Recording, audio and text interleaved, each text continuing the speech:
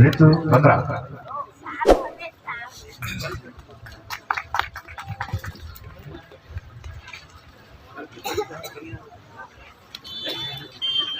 सर्वप्रथम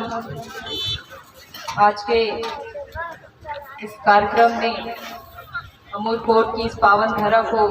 मेरा सादर सेवा जोहार है। आज इस मंच से मैं गुणवाना रत्न दादा हीरा सिंह मरकाम जी के चरणों में सादर सेवा जोहार अर्पित करती हूँ। मंच पर उपस्थित गुणवाना गणतंत्र पार्टी और गुणवाना समग्र विकास क्रांति आंदोलन के मुखिया के तौर पर वर्तमान में गुणवाना गणतंत्र पार्टी के मान सम्मान के रक्षक परम सम्माननीय राष्ट्रीय अध्यक्ष महोदय जी का मैं इस मंच से सादर सेवा जोहार करती हूँ। सम्माननीय राष्ट्रीय महासचिव जी गुणवाना गणतंत्र पार्टी श्याम सिंह मरकाम जी, आपके चरणों में मैं सादर सेवा जोहार करती हूँ। मंच पर उपस्थित गुणवाना गणतंत्र पार्टी की राष्ट्रीय अध्यक्ष मातृशक्ति प्रकोष्ठ गुणवाना प्रीतम पंदराम जी, आपके चरणों में भी मैं सादर सेवा जोहार अर्पित करती हूँ। गुणवाना गणतंत्र पार्टी के राष्ट्रीय प्रवक्ता सम्माननीय जयनाथ सिंह केराम जी, आपके चरणों में मैं सादर सेवा जोहार करती हूँ। मंच पर उपस्थित आज के इस मातृशक्ति सम्मेलन में हमारे बीच उपस्थित मातृशक्ति मंगलाताई, आपके चरणों में भी मैं सादर सेवा जोहार अर्पित करती हूँ। साथ ही मंचासीन समस्त राष्ट्रीय स्तर के पदाधिकारीगण, प्रदेश स्तर के पदाधिकारीगण, हमारी समस्त मातृशक्तियाँ और सबसे महत्वपूर्ण इस मंच के नीचे बैठे जिनके कांधों पर दादा हीरा सिंह मरकाम जी ने इस आंदोलन का भार, इस आंदोलन की जिम्मेदारी और इस आंदोलन को सफलता की उस चरम सीमा तक पहुंचाने की जिम्मेदारी सौंपी है। तो आप सभी जो युवा शक्ति, मातृशक्ति, पितृशक्ति यहाँ पर उपस्थित हैं, आप सभी को मेरा सादर सेवा जोहार है। आज के इस मातृशक्ति सम्मेलन में हो सकता है ठंड के कारण या एक दिवसीय कार्यक्रम में उपस्थित होने की मंशा से लोग अभी धीरे धीरे पहुंचने का प्रयास कर रहे हैं। कुछ सफर में हैं, कुछ अपनी व्यवस्थाओं में लगे हुए हैं कि कहां पर 2 दिन के इस कार्यक्रम के दौरान हमें अपने विश्राम की व्यवस्था करनी है। तो जैसे जैसे समय बीतता जाएगा, लोग धीरे धीरे इस मंच तक पहुंचेंगे और गुणवाना समग्र विकास क्रांति आंदोलन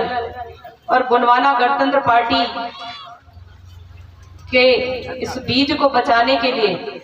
तानाखार विधानसभा क्षेत्र से आप सबकी मेहनत ने, आप सबकी दुआओं ने जो जीत हासिल की है, निश्चित रूप से उस जीत को और उस जीत के जितने भी गुणवाना समग्र विकास क्रांति आंदोलन के हमारे सिपाही हैं, आज ये मौका है कि हम उस जीत की इस मंच से लोगों को, एक दूसरे को शुभकामनाएं दे, बधाई दें। और हमारे आंदोलन की एक ऐसी जीत है जिसने हमारे आगे के सफर को आसान कर दिया है, क्योंकि अमरकंटक का जो ये 3 दिवस का जो कार्यक्रम होता है 12, 13 और 14, तो इन दिनों में हम और हमारे पदाधिकारी प्रयास करते हैं कि हम यहाँ पर गोंडी धर्म, संस्कृति, साहित्य की बात करें। और क्योंकि मैं इस कार्यक्रम में, यहाँ की सभा में और यहाँ के सम्मेलन में मैं बचपन से यहाँ सम्मिलित हो रही हूँ, शायद ही कोई ऐसा वर्ष होगा जो इस मंच पर उपस्थित होने में मैं असमर्थ रही हूँ, क्योंकि मेरा हर वर्ष यही प्रयास रहता है कि हम इस गुणवाना भूभाग के जितने भी छिपे हुए इतिहास हैं, जो हमारी संस्कृति है, जो रीति रिवाज है, वो हम अपने वरिष्ठों से सुने और उन गोंडी धर्म, संस्कृति, भाषा, साहित्य की जानकारी लें और उस जानकारी को हम आगे तक पहुंचाने का प्रयास करें। परंतु जब इस मौके पर हम लोगों को जिम्मेदारी दी जाती है कि हम इस मंच से उद्बोधन करें, तो हमें समझ नहीं आता कि संस्कृति, साहित्य, भाषा, रीति रिवाज और संस्कृति के बारे में हम अपने वरिष्ठों को क्या सिखाएं। क्योंकि इस मंच पर हम सीखने आते हैं और प्रयास यही रहता है कि हम सीख कर जाएं और गलत बातों को सीख कर ना जाएं, बल्कि सही जानकारी यहाँ से लेकर जाएं, ताकि जब हम उन जानकारियों को जब आगे प्रसारित करें तो वो सही तरीके से अन्य लोगों तक वो जानकारी पहुंच सके। क्योंकि हमारे पिताजी कहते हैं कि संस्कृति वो है जो हमने अपने पुरखों से सीखा, और जो चीज हम पुरखों से सीखते हैं आज के लिए वो हमारी संस्कृति है। तो मुझे संस्कृति की तो यही बस एक छोटी सी परिभाषा मालूम है कि हमारे जो पुरखा शक्ति हैं उन्होंने किन पेन शक्तियों को माना, किसकी पूजा अर्चना की, और उन पुरखों के द्वारा जो भी नियम, जो भी कानून जो समाज हित में बनाए गए, वर्तमान में वो मानवता के लिए कितने हितकारी हैं। जब हम किसी संस्कृति या रीति रिवाज की बात करते हैं और वर्तमान में भी जब हम उनके पृष्ठभूमि पर जाते हैं, तो कहीं ना कहीं आज भी वो जो संस्कृति है, वो जो रीति रिवाज है, जो हमारे पुरखे जो कभी बना कर गए थे, वो अनंत काल के लिए वो हितकारी साबित होते हैं। आप जितने भी हमारे जीएसयू के युवा साथी यहाँ पर बैठे हुए हैं, आप उस अखंड ज्योति पेंठाना स्थल पर गए होंगे। वहाँ हमारी आजी रहती हैं, उनकी उम्र लगभग 105 वर्ष की है, और उनका कहना है कि मैं अपना अंतिम समय अखंड ज्योत के सेवा में ही व्यतीत करना चाहती हूँ। क्योंकि गुणवाना रत्न दादा हीरा सिंह मरकाम जी ने मुझे और हमारे जो पेनवासी दादा धन सिंह पंतराम जी थे, उनको उन्होंने जिम्मेदारी दी थी कि आप यहाँ रहकर इस अखंड ज्योति की जो है सेवा करें। तो दादा मरकाम जी की बात मानकर वो आज भी जब उनका स्वास्थ्य खराब रहता है, उनका स्वास्थ्य ठीक रहता है,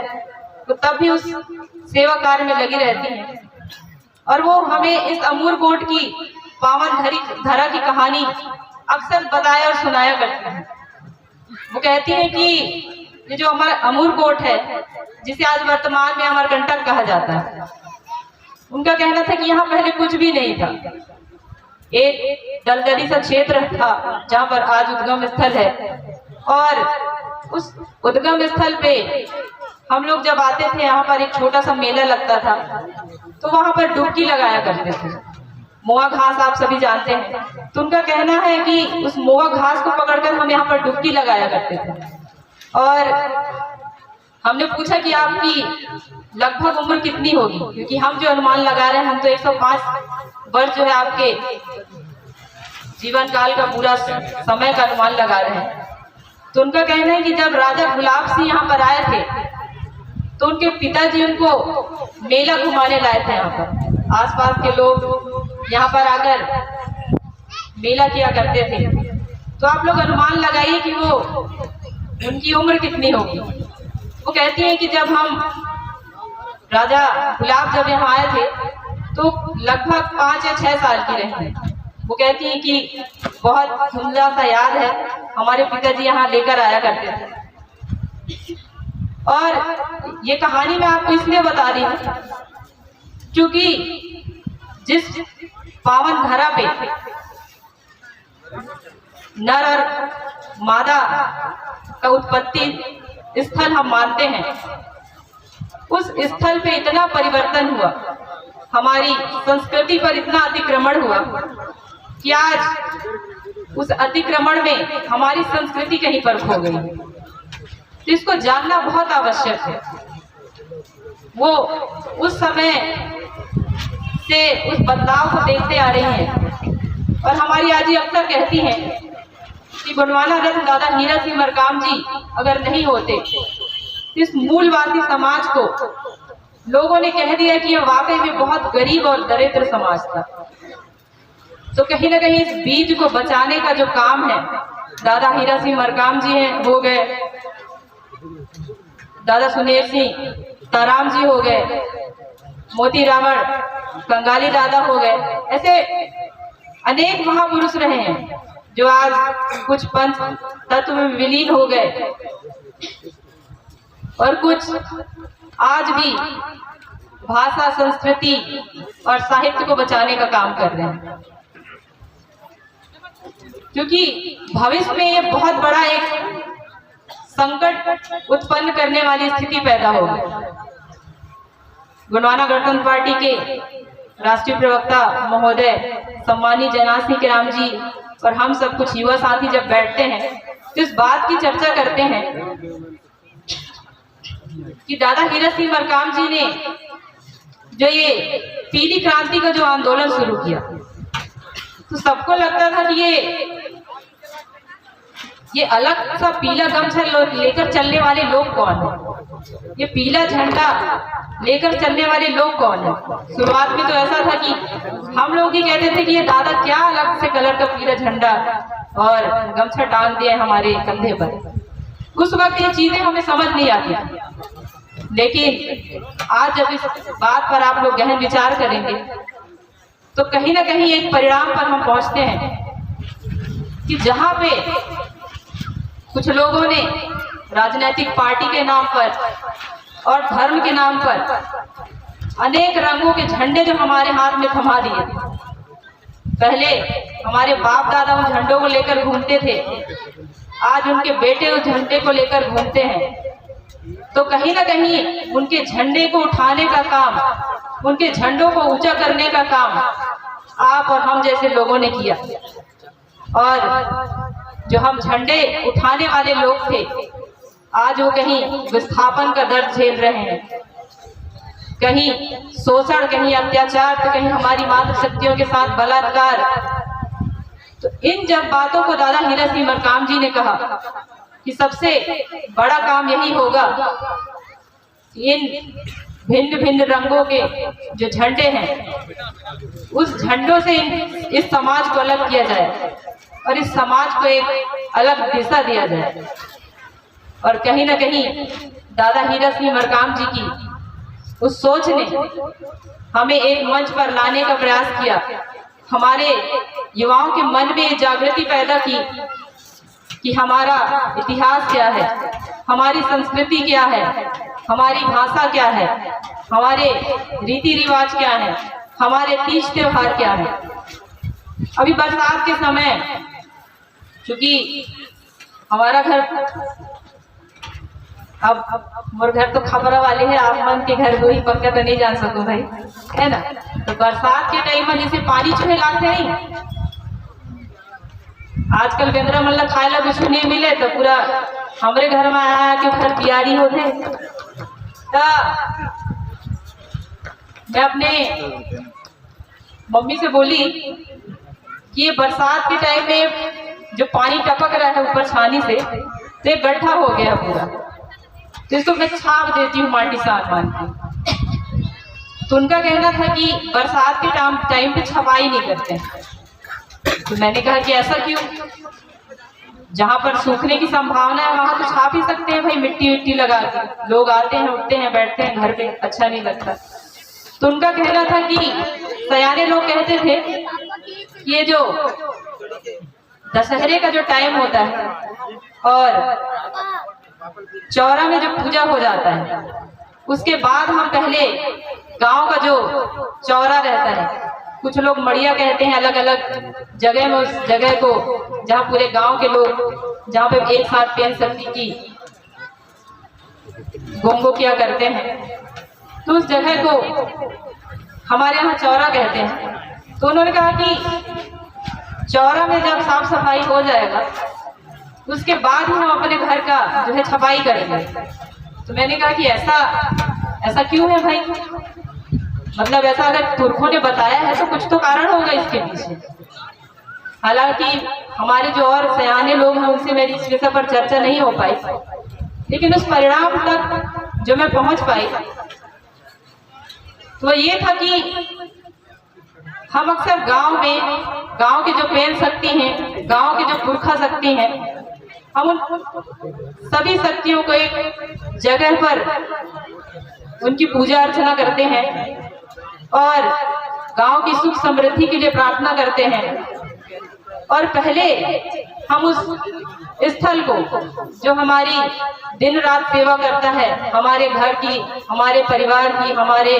जंतु जानवर की और हमारे गांव के उस दायरे की, जिस दायरे में हम उस देवी देवता को, उस प्रेम शक्ति को मानते हैं, तो उनका कहना था कि पहले हम उनका घर साफ सुथरा कर दें, उसके बाद ही हम अपने घर को साफ सुथरा करें। ऐसा हमारे सयानों का मानना था। तो कहीं ना कहीं हमारे जो पुरखा हैं, उन्होंने जो कुछ भी नियम बनाए थे तो वो बहुत सोच समझकर और इस समाज की जो प्रकृतिवादी जो विचारधारा है, उस प्रकृतिवादी विचारधारा पे चलकर उन नियमों को बनाया था। बरसात के टाइम आप देखेंगे तो आप कभी भी छपाई करने जाइए तो आप जब खेत से मिट्टी निकाल के लेके आएंगे तो उसमें बहुत छोटे छोटे जीव होते हैं, बहुत सारे माइक्रो ऑर्गेनिज्म होते हैं उसमें। परंतु जैसे ही बरसात का समय खत्म होता है तो जीव, चाहे वो केंचुआ हो, चाहे कोई और सूक्ष्म जीव हो, या तो वो मिट्टी के अंदर चले जाते हैं या तो उनके जीवन का जो विकास क्रम है वहीं तक होता है। तो हमारे पुरखों ने कितनी अच्छी व्यवस्था बनाई थी कि सिर्फ किसी अदृश्य शक्ति को मानने की बस बात नहीं है। अगर हम बरसात के वक्त भी छपाई करते हैं तो कहीं ना कहीं हमको उन माइक्रो ऑर्गेनिज्म जो है, जो सूक्ष्म जीव हैं, जो केंचुए हैं, उनको कहीं ना कहीं मारना पड़ेगा। तो हमारी जो पुरखों ने जो व्यवस्था बनाई थी बहुत सोच समझ कर बनाई। आज हम कहते हैं कि हम जब तक स्कूल नहीं जाएंगे तब तक कोई शिक्षा नहीं ले सकते, लेकिन हमारे पुरखों ने जो शिक्षा व्यवस्था बनाई तो हमारे पुरखों के द्वारा जो बनाई गई शिक्षा व्यवस्था है, तो हर उस नियम में, हर उस कानून में कहीं ना कहीं प्रकृति संबद्ध चलने की जो विचारधारा है, जो प्रकृति विचारधारा है, वो समाहित था। आज हम पूरे प्रदेश में ऐसे बहुत से चीजों को आज देख रहे हैं, अपने समाज के साथ, मूलवासी समाज के साथ घटित होने वाले घटनाओं को देख रहे हैं। कुछ लोगों ने कहा कि विस्थापन से जो आदिवासी समाज है, जो मूलवासी समाज है, वो इतना भयभीत क्यों होता है? सरकार उन्हें उसके एवज में कहीं और जगह देती है, जमीन देती है, हालांकि बहुत हद तक उसका कहीं फायदा देखने को मिला नहीं आज तक। परंतु कई लोगों का ऐसा सवाल रहता है कि ये जो मूलवासी समाज है, अगर उनको प्रस्ताव दिया भी जाए कि आपके लिए मकान बनाकर सरकार दे रही है, तो उस जगह से वो हटना क्यों नहीं चाहते? इसका एक महत्वपूर्ण कारण यह भी है कि जब कोई समुदाय किसी जगह से विस्थापित होता है और किसी समुदाय की संस्कृति समाप्त करनी हो, तो उस समुदाय को विस्थापन पे धकेल दिया जाए। क्योंकि जब एक समुदाय एक जगह से दूसरे जगह पर विस्थापित हो जाता है तो उसकी संस्कृति जो है स्वतः ही धीरे धीरे समाप्त हो जाती है। तो कहीं ना कहीं जितनी भी राजनीतिक पार्टियां सत्ता पर विराजमान हैं, सबसे पहले उन्होंने हमारी संस्कृति को खत्म करने का काम किया। उन्होंने हमारी संस्कृति पे, हमारे साहित्य पे, हमारी जो भाषा है उस पे प्रहार किया। क्योंकि ये जो मूलवासी समाज है कहीं ना कहीं अपनी संस्कृति के कारण, अपने रीति रिवाज के कारण, अपनी भाषा के कारण, अपने साहित्य के कारण हमेशा से संगठित रहा है और संगठित होकर इस गोंडवाना भूभाग के बीज को बचाने का काम किया। क्योंकि आज मातृ शक्ति सम्मेलन के रूप में जो हमारा दूसरा दिवस का जो कार्यक्रम है, तो हमारी जो मातृ शक्तियां यहाँ पर उपस्थित हैं, उनसे मैं कहना चाहूंगी कि दादा हीरक सिंह मरकाम जी ने एक बहुत बड़ा काम वो हमारे लिए करके गए। क्योंकि मैं स्कूल के दौरान एक कुछ ना बोल पाने वाली लड़की थी। मैं आज भी अपने स्कूल के उन फोटोज को देखती हूँ जिसमें मैं उस अंतिम पंक्ति पर खड़ी हूँ, जहां मुझे कहीं कुछ बोलना नहीं आता था। तो दादा हीरक सिंह मरकाम जी ने इस समाज के उन मातृ शक्तियों के अंदर वो जागृति पैदा की कि बेटा, जब तक आप लोग पितृ शक्तियों के साथ कंधे से कंधा मिलाकर नहीं चलेंगे, गोंडवाना समग्र विकास क्रांति आंदोलन का जो ये सफर है, कहीं ना कहीं उस सफलता पर पहुंचने में लंबा समय लग सकता है। तो इस समाज के तमाम मातृ शक्तियों को और इन पितृ शक्तियों को, आप सबको मिलकर जो है आंदोलन को सफल बनाना पड़ेगा। और हमारे जो युवा साथी हैं, अपनी बात अब संक्षिप्त में रखते हुए, हमारे जो युवा साथी हैं, मातृ शक्ति हैं, पितृ शक्ति हैं, आप सभी को मैं एक छोटा सा संदेश देते हुए यही कहना चाहूंगा कि जब आप एक परिवार में होते हैं तो तमाम तरह की चर्चाएं जो है घर पर होती हैं। बड़ा भाई है, छोटा भाई है, बड़ी बहन है, छोटी बहन है, चाचा है, चाची है, कोई भी रिश्तेदार है, कहीं ना कहीं एक परिवार में आपस में छोटे मोटे सभी तरह के लड़ाई झगड़े होते रहते हैं। उसी तरह से ये संगठन है और हमारा ये जो गोंडवाना गणतंत्र पार्टी है, इसमें तमाम तरह की बातें आई हैं, परंतु जो एक अंतिम बात आपको याद रखने की जरूरत है कि ये आंदोलन आपका है, ये पार्टी आपकी है। अगर कोई युवा या कोई वरिष्ठ आपको लगता है कि कोई भी किसी गलत दिशा में जाने का काम कर रहा है, तो आपको इस आंदोलन को, इस पार्टी से आपको किनारा नहीं करना है। आपको वहीं पर रहकर, वहीं पर बैठकर उस गलती पर विचार करके, उस गलती पर चर्चा करके आपको दादा हीरक सिंह मरकाम जी के विचारों पर चलकर इस आंदोलन को सफल बनाना है। मेरी शिकायत सिर्फ युवा साथियों से भी नहीं है, मेरी शिकायत उन तमाम वरिष्ठों से भी है, क्योंकि कहीं ना कहीं इस समाज का युवा, इस गोंडवाना समग्र विकास क्रांति आंदोलन का युवा है, उसने एक संपूर्ण भविष्य जो है इस आंदोलन को आपके कांधे पर, आपके हाथों पर उन्होंने सौंप दिया। यदि किसी तरह की कोई बात आती है तो उस पर त्वरित निर्णय लिया जाना चाहिए। दादा अक्सर कहा करते हैं, आप जब अपनी डायरी और पेन निकालकर देखेंगे, उन पुराने बैठकों को आप देखेंगे, तो दादा मरकाम जी अक्सर कहा करते थे कि कोई भी संगठन हो, पार्टी की बात हो, संगठन की बात हो, परिवार की बात हो, जब तक उसमें अनुशासन नहीं होगा, तब तक जो है कोई भी संगठन, कोई भी आंदोलन सफलता की चरम सीमा पर पहुंचने पर बहुत उसमें दिक्कत होगी। यह अनुशासन सिर्फ निचले तबके के व्यक्ति के लिए नहीं है, शीर्ष पर बैठे उन तमाम नेतृत्व के लिए है। तो मेरा आप सबसे यही निवेदन है कि आपने एक बड़ा लंबा समय इस आंदोलन को दिया है, आपने दिया है, आपके परिवार ने दिया है, आपके हमारे परिवार से कुछ ऐसे सदस्य हैं जो आज इस पंचतत्व में जो विलीन हो गए, उन सब का जो संघर्षों का जो ये आंदोलन है, तो इस आंदोलन को सफलता के उस परिणाम तक पहुंचाने की जो जिम्मेदारी है आपकी और हम सबकी है। क्योंकि आज के इस मातृशक्ति सम्मेलन में हमारे बीच और भी हमारे वरिष्ठ मातृशक्तियां यहाँ पर उपस्थित हैं, तो मैं चाहूंगी कि इस मंच से हम भाषा, संस्कृति, साहित्य की जानकारी उनसे लेकर जाएं। एक युवा नेतृत्व के तौर पे आपने जो भी जिम्मेदारी दी है, हम उस पर पूरी ईमानदारी से, पूरी निष्ठा से और अनुशासन के साथ चलकर इस संगठन को, इस आंदोलन को सफल बनाने का प्रयास कर रहे हैं। और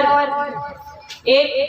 नौसिखी के तौर पर यदि किसी भी तरह की त्रुटि होती है तो मैं चाहूंगी